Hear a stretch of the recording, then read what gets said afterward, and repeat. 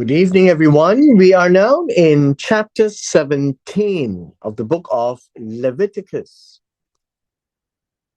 We have actually covered quite a lot of things over the number of chapters. And remember, we are always discussing about the clean and unclean. So let me just put it on the screen again. The clean and the unclean is tameh.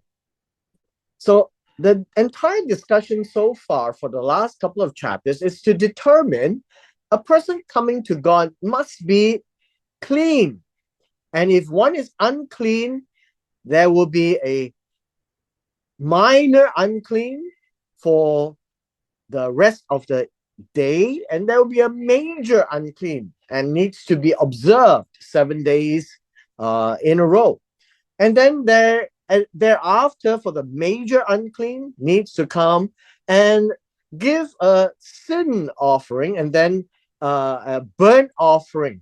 So we have seen that all the way through from animals, or what you can eat, what you cannot eat, and what you touch. For people with skin diseases, for zara or leprosy type, and then we looked at discharges. Now, what is important for us to realize is that all of this is God's house, God's rules. I hope by now we are all very familiar with this. It is God's rules that determine clean and unclean.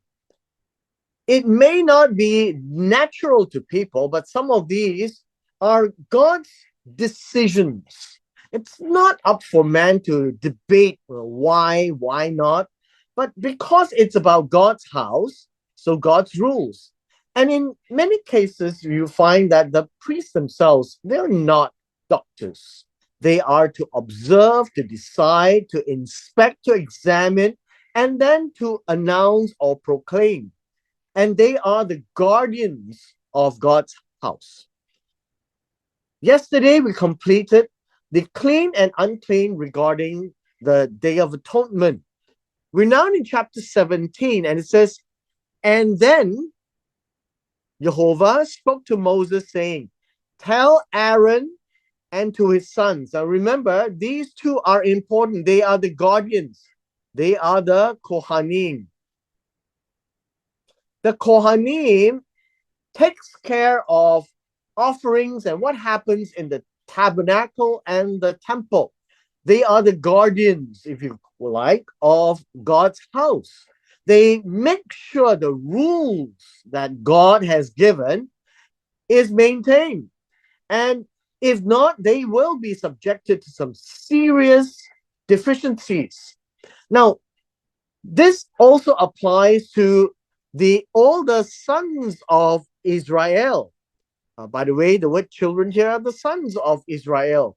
And they are to know because they will have to be aware as a culture, as a practice, as a nation, that whatever is spoken in chapter 17 is to be carried out.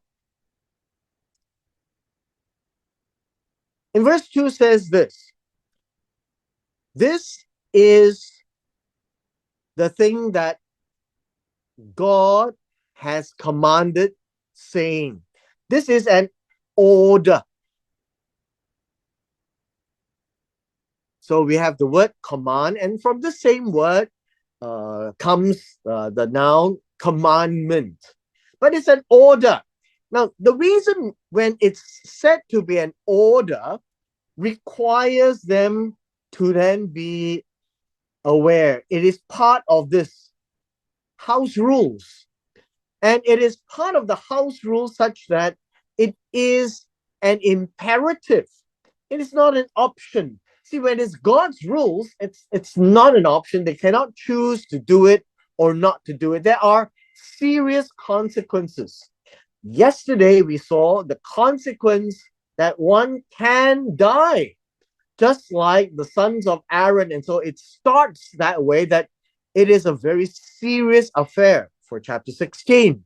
Now, in chapter 17, we now look at two situations. One is when the Israelites were still in the wilderness, and later on, you find that some of these rules would have been modified when they enter into the promised land. So we'll touch on both aspects. Verse 3, it says, any man of the house of Israel who kills, and please pay attention to these animals, ox, lamb, goat, in the camp, or kills it outside the camp. These are three very specific animals. These three animals are domesticated animals. These three animals are also animals that are used for sacrifices. Now, they are not all the food that can be eaten, but when it is sacrificed to God, when it is not a sin offering, right? It is not a trespass offering, not a khatat, not an asham, then there is a chance for them to take it back to eat because it's shared with the Kohen, the priest who did it. And so these are the three animals that we are talking about that has to do with the sacrifices, but they are also meat that is good to eat. This is a bit more gamey meat, so to speak. But when we read of all the clean animals they can have, they can eat any of those clean animals. And it is not in question here. The one in question is specifically these three. And when they are to kill them, whether outside or inside the camp, they have to then think of it. And they do not bring it to the door of the tabernacle of meeting to offer an offering to the Lord before the tabernacle of the Lord. What does that mean? Means that if they don't come to approach God,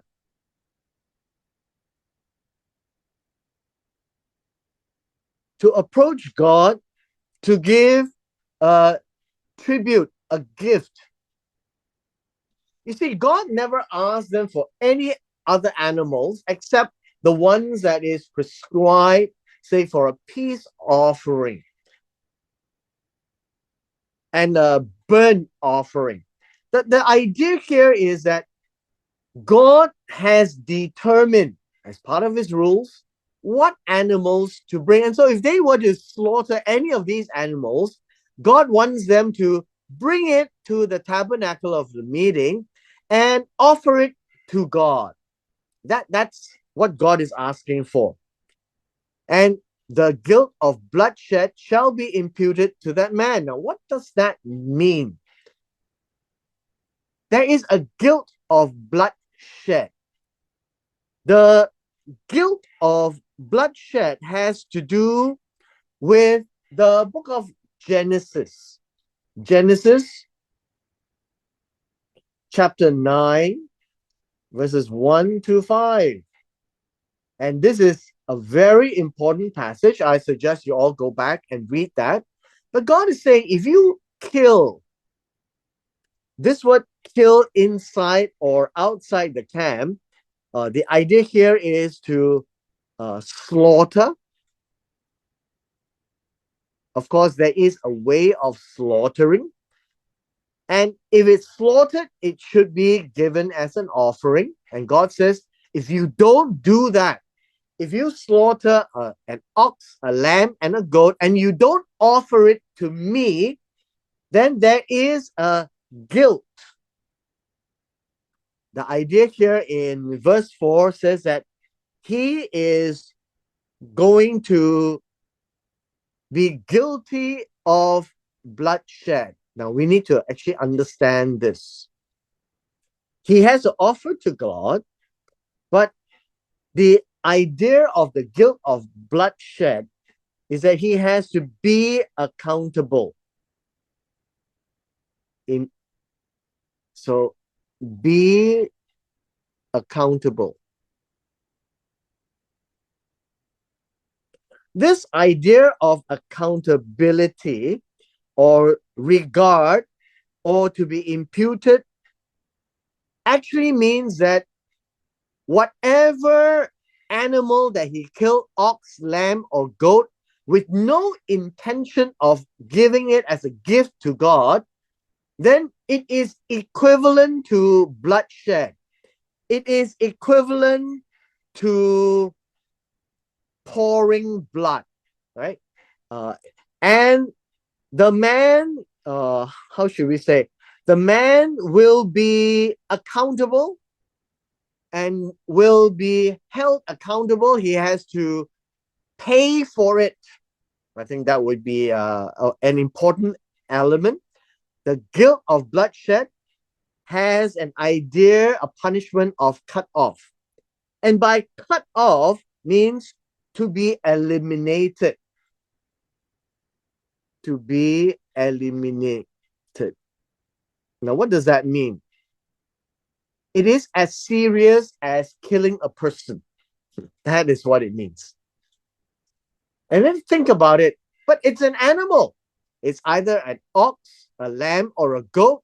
And if you slaughter any of these animals that God has designated for an offering or a gift to God, and you don't do it, then you have been guilty of murder, so to speak. And if you're guilty of murder, then you will be cut off from among his people. You will be eliminated because you have mistreated God's rules. You see this? So chapter 17 has rules that is very serious. It's like a capital punishment. And in any country, when you have a law that carries capital punishment, people have to be extremely careful when you are faced with those situations. You don't need to understand very much, because if you misdo it or you violate it or you don't do it properly, then the punishment is so grievous that it will make you just follow it and don't ask any questions. And so that is the purpose of capital punishment. You see, God is not interested to get them killed. God plays such a rule to have a capital punishment so that they are very careful with this aspect of shedding blood of certain animals. God did that with the Shabbat, the Sabbath. God is now doing it with the animals that he has said, you cannot just slaughter without giving it to me. If you slaughter without giving it to me, you will be cut off. I hope we are aware that God is not the kind of God that is waiting to kill his people. God is a God who wants them to follow his rules. God's house, God's rules. But there are some rules that have capital punishment consequences. Like in chapter 16, Nadav and Avihu, they made offerings of strange fire that God never instructed. And zap, God burned them out. That's God's rules. Cut off. That is how serious chapter 17 is. And so it says this, to the end that the children of Israel may bring their slaughters, which they offer in the open field, that they may bring them to the Lord at the door of the tabernacle of the meeting to the priest, and offer them as a peace offering. Now, in verse 5, we keep saying this, or we see this as a peace offering. Notice the peace offering is called a shalamim.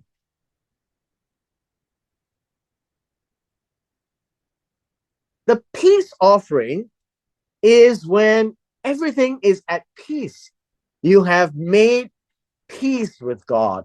You have made peace with your friends and neighbors. You have fully paid up what you have promised.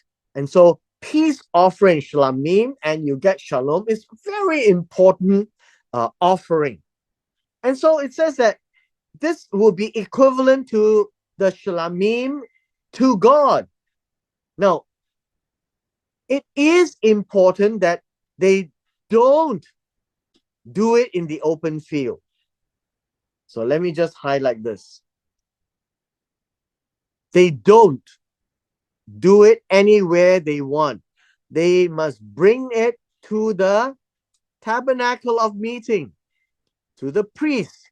And there is a rules. Remember in Leviticus chapters 1 to 7, there is a shlamim and what needs to be done. And so God says, these three animals, when you slaughter them, bring to the tabernacle and offer it as a shlamim so that you can eat it too. Don't do it in an open field. Now, this is where I want to pause and explain a little bit. At this time, they are in the wilderness, and going to the tabernacle is easy. There is no reason for any of the Israelites to say that they are not able to do it, because they can. They are all camped around the tabernacle. The tabernacle is the center of the camp. And so if they want to eat an ox meat, a lamb meat, or a goat meat, go slaughter it and offer it to God.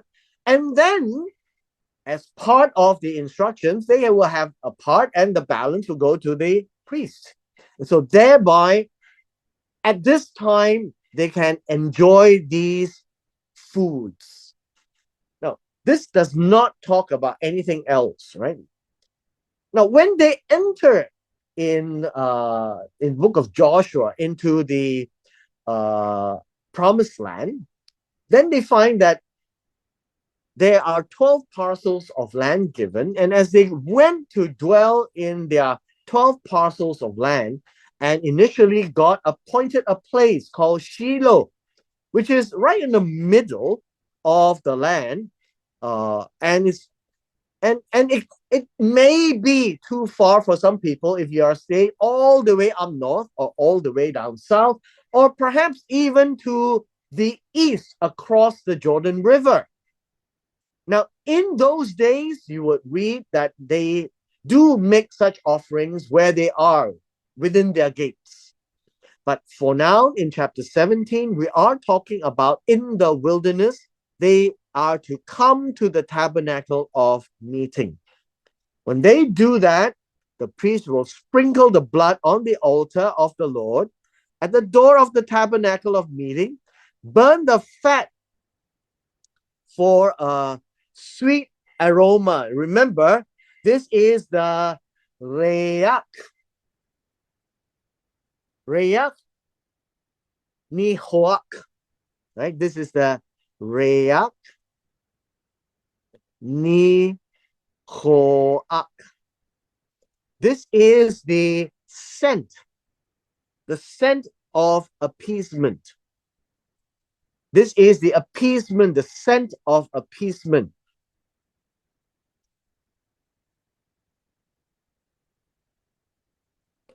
To God.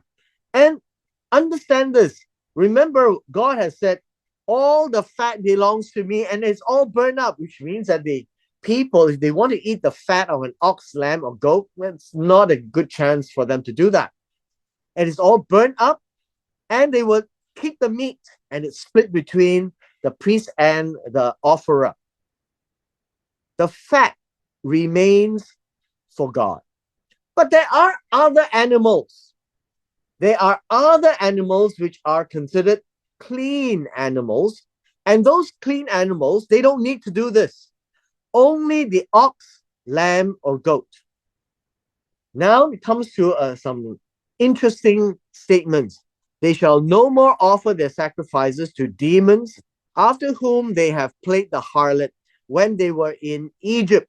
This shall be a statute forever for them throughout their generations. Now understand this. This word demon, there is no word for demon in the Hebrew language. The word here is Se'irim. Se'irim. Se'irim is really not demons in that sense. The Hebrew language doesn't have the Greek understanding of demons, which is diablos. Uh, they don't have the devil demon kind of concept, and so demons here are really. I probably would have to be careful to explain this because it is not that same kind of evil spirit idea. They the idea here in Se'irim has a lot to do with the idea of goats. And in Egypt, uh, the goat is actually represented very uh, dominantly and very widely. And they are the imagery that people see when they see something spectacular, something that is not of God, something magical, perhaps, something supernatural, and their hair will stand on their skin.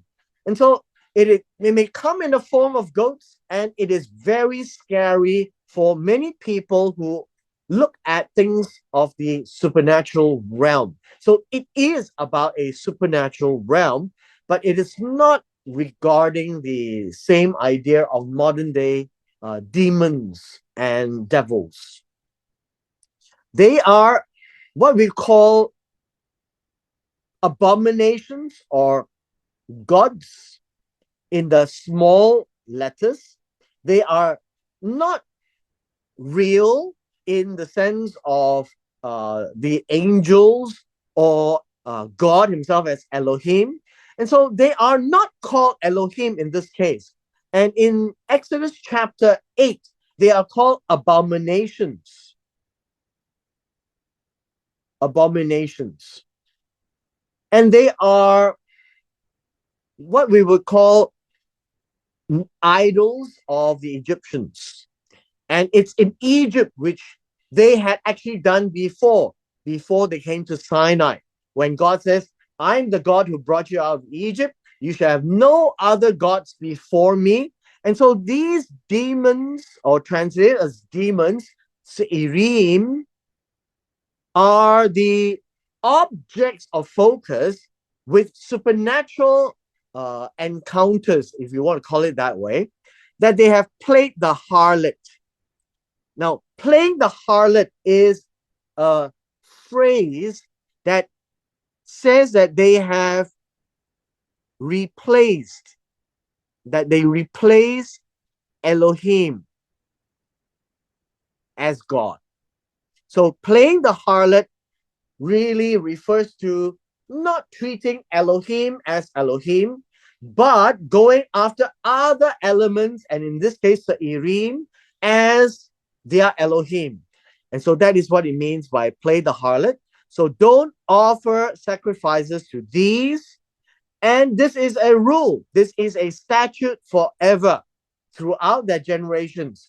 They are not to practice such idolatry. And so anything that distracts the people, even like geomancy, like spiritism, all that kind of supernatural elements that does exist in the time of the Egyptians, they have brought them along the way as well. And God knows. And so God says, you can't do that because you are using the ox, lamb, and goat and use their blood as sacrifices to these elements that replaces God as Elohim. And so it is now a statute forever. Verse 8. Verse 8 says, also you shall say to them, these are very serious instructions. Whatever man of the house of Israel, why man? Well, think of it this way. The people who actually does sacrifices to all the idols are the men of the house. They are not the women of the house. Whichever man of the house of Israel, if you are from Israel, or of the strangers who dwell among you. And by strangers, these are the proselytes, the Ger. They are like Ruth, having embraced the God of Israel, the nation of Israel, and the people of Israel. And they burn a burnt offering or sacrifice and does not bring to the door of the tabernacle of a meeting using those three animals to offer it to God, that man shall be cut off from his people. Now, again, I've mentioned that this is a rule or a law for the man of the house of Israel or the man who is called a Ger, who are not from the house of Israel, and they're all together now in the wilderness. The guilt and punishment will be to be eliminated. This is actually capital punishment. And so, what I said about capital punishment is that any rule that has a capital punishment, everyone must pay attention. Now we come to a related segment in verse 10. It says, verse 10 tells us, and any man of the house of Israel, or the strangers who dwell among you. So we have the Ger. Now we deal with blood. Who eats blood, I will set my face against that person who eats blood and will cut him off from among the people. Now let's dwell in this a little bit. Let me help you understand. First of all, blood, not an issue. The Hebrew word for blood is dam. So when you have the name Adam, for example, Adam would be human or the first man. And in Adam is dam. Inside the name of Adam is dam. Dam means blood. So anyone who eats blood. So I want to bring you back to Genesis chapter 9, verse 4. It's in this passage that you really must go back to read. I want you to be aware that this word eat, it is to put into the mouth. So let me just draw that. You have to think of it that it goes into the mouth, you chew, and it goes down your tract, and then you digest it. You fill your stomach with it, and that means eat. That is eat in the Hebrew. Now, you may think that, oh, I'm being a very technical here. Actually, the idea of eating is to fill the stomach. So if it doesn't go into the stomach, it's not considered filling. If you spat it out, that's not eating. So you can pluck the fruit, bite the fruit, chew the fruit, but spit it out. That's not called eating. So eating blood. Now, how can a person eat blood? So eating blood could be solid or liquid. So drinking blood to fill your stomach is eating. Coagulating blood to eat is eating. So anything that fills the stomach for digestion is eating. And so this is a very broad-based instruction.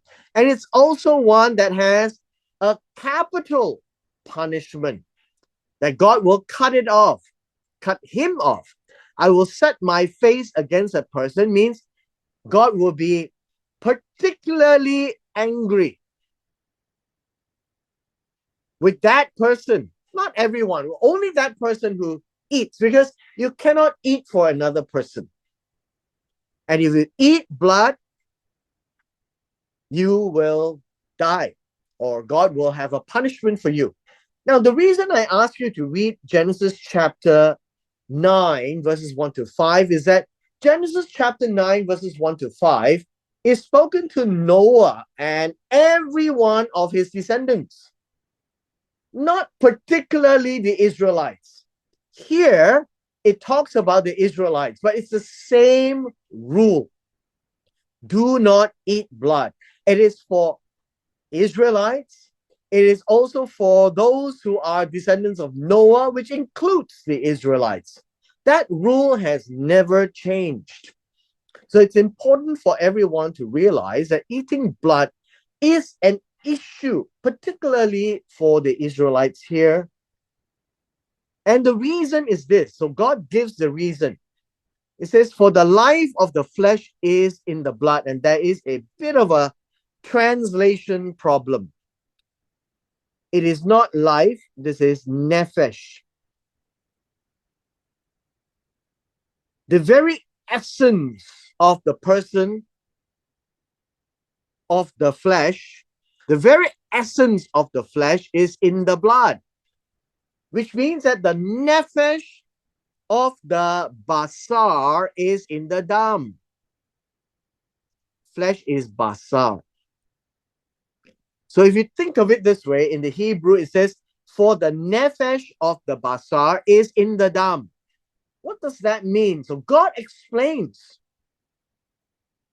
I have given it to you upon the altar to make atonement for your nephesh. So this is nephesh. So they can see the correlation.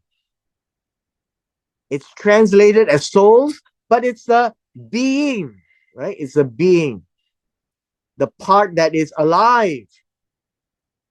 So for it is the blood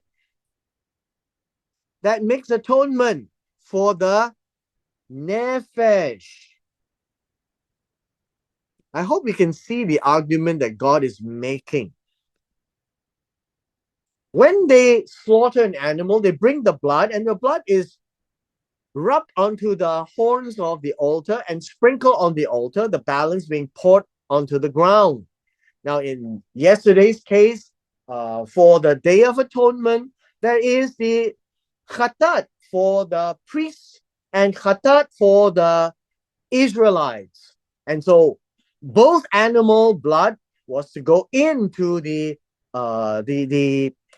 mercy seat and to spill blood and sprinkle blood 7 times to the front of the mercy seat and onto the mercy seat as well, the top of it. Now, all of this is about blood. Then bringing it out to the altar to smear blood onto the horns and then to sprinkle blood onto the altar. All of this is a ritual. But the idea is this. The blood makes atonement for the nephesh. And the nephesh of the basar is in the blood. And so the blood itself is the mechanism or the instrument for the nephesh of a person, the nephesh of an animal. And so the blood is sacred. The blood is holy. The blood is important. And so you cannot eat the blood, because by eating the blood, we will treat the blood as a non-issue. It's as a common thing. And in God's mind, remember, God's house, God's rules, if the blood is used to make atonement for the nephesh, then it is a very special element that cannot be mistreated. It is sacred. That is the reason. And therefore, I said to the children of Israel, it says this, no one among you shall eat blood, nor shall any stranger who dwells among you eat blood. So I just want to point out, it is about eating blood. Eating blood, not touching blood. Not bite your tongue and you might taste a little bit of your bleeding. That is not eating. Eating means to have filled the stomach. So you're not supposed to be a blood drinker. You're not supposed to be a blood eater in the modern sense. And so this applies to both the Israelites and the non Israelites, at least from our standpoint, looking at Genesis chapter 9, verses 4 and 5. So, this, in this point in time, carries a death penalty. Verse 13. So, any man of the children of Israel or the Ger who dwell among you, now comes to the hunting point. When we talk about hunting, we're not talking about the domesticated animals.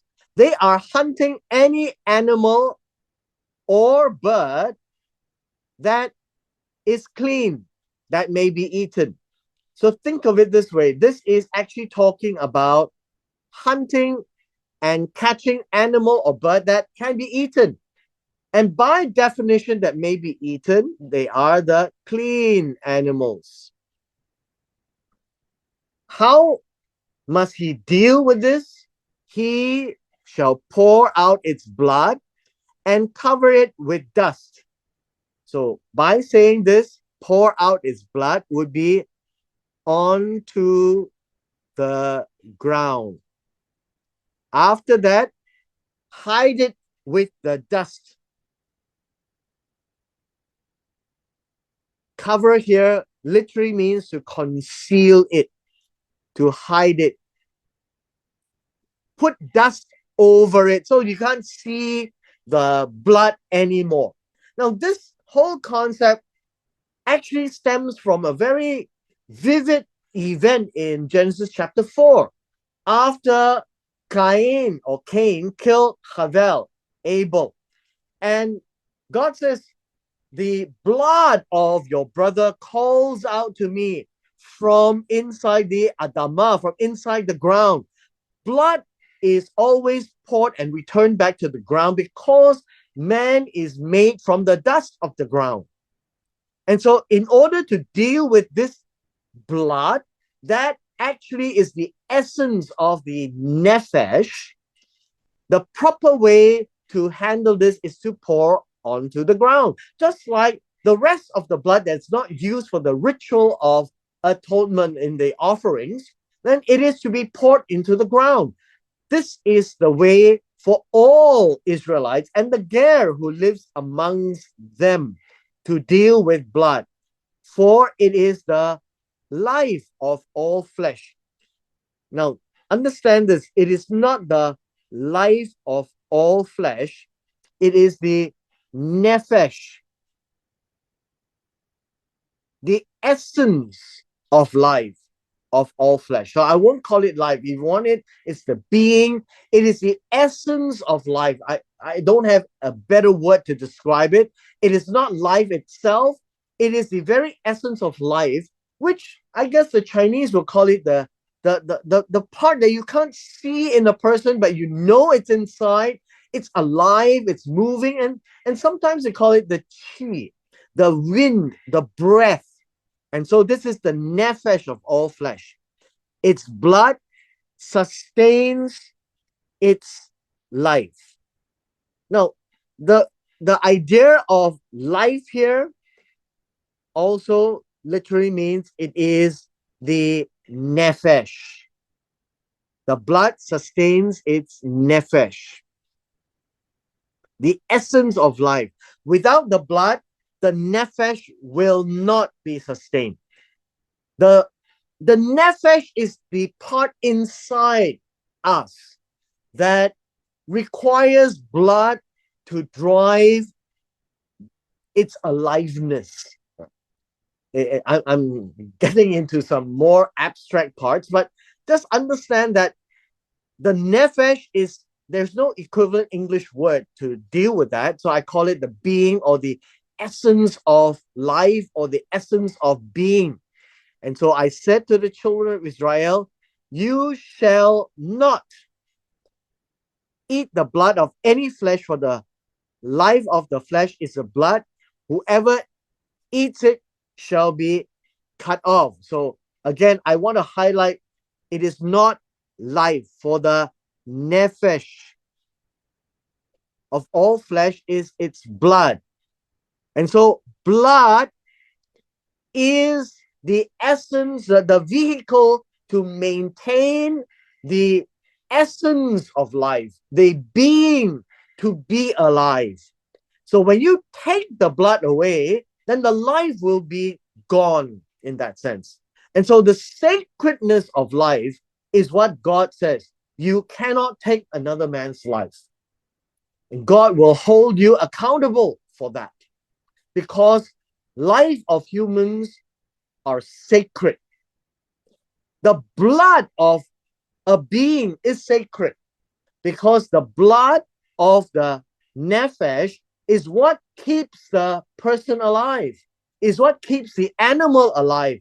Therefore, maintain sanctity of the blood. That is why God says it's so important. This is a capital punishment.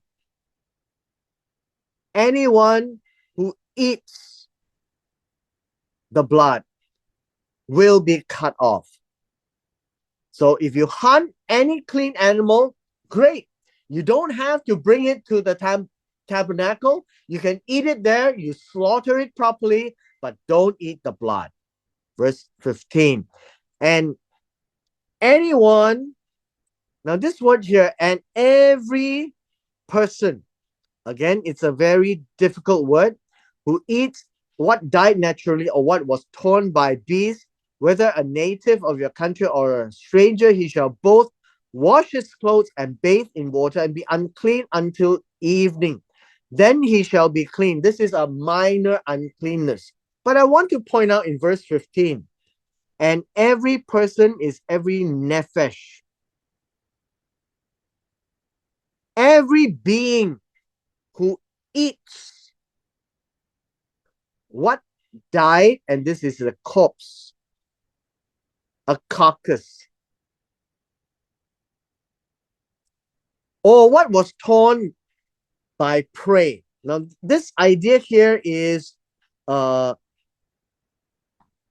torn by prey. This word is prey, and it means that some animals have already eaten parts of it up, or you have an animal that you can eat that is clean, but it's died. You don't know why it died. Now, whether naturally or not, we actually don't know it. They just died. It could be natural. It could have fallen down by accident, but definitely not killed by another animal. And so if it's killed by another animal, the other animals will start eating it. If you are an Israelite or a ger, a proselyte, if you happen to eat it, then note, you must immerse, not just wash, but immerse your clothes, immerse in water, and you are considered tame until evening. So it's a minor thing. This is already stated in, I think, in chapter 11. And then after that, he will be clean. Now, verse 16 is where we will end.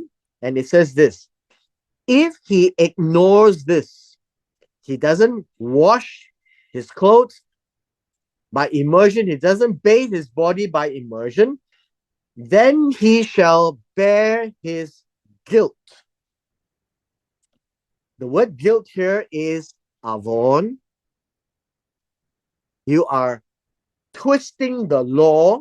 This is really twisting the law because you have to do it, but you don't do it.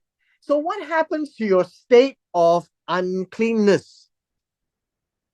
Well, you are supposed to be unclean until evening.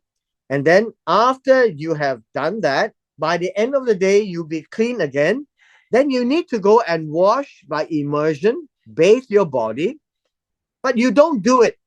So if you don't do it, bear his guilt means subject to punishment.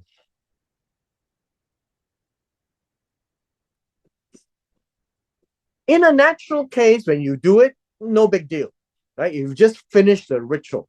But if you don't do it, it's considered an avon. You need to deal with it, or people will deal with you. So God is telling the priest will deal with you. If the priest know, if anyone reports you, you will be held responsible and be punished accordingly. Now, we're not told exactly what, but there will be punishment. That's what it's saying. Bear your guilt. You will be subjected to the judges and the judging of the Kohanim. You cannot be set free. It cannot be assumed nothing is wrong, because this is God's rules. God will not close an eye, and God expects his Kohanim to deal with such obstinate people and to punish them accordingly. It is a minor issue, actually. It's a minor uncleanness. Just wash your clothes and immerse into the water, bathe, and then after the ritual, then it'll be fine. But if you ignore it, you are trying to tell God that I don't care. I don't care what you say. You can say anything you want, but I don't care. I won't do it. And then the Kohanim will hold him responsible for punishment. And if that's the case, then you will find that chapter 17 is an extremely important chapter to make sure that the Israelites understands the severity, just like the Shabbat, the Sabbath day, because the Sabbath day is a particular observation that carries a death penalty as well. And here in chapter 17, eating blood carries a penalty. Slaughtering the ox, lamb, and goat carries a penalty. You need to bring it to the tabernacle. So what I'm trying to conclude here is for us to understand God's house, God's rules, and in chapter 17 deals with some of the most difficult situations which carries a capital punishment. And with this, we come to the end of our session today.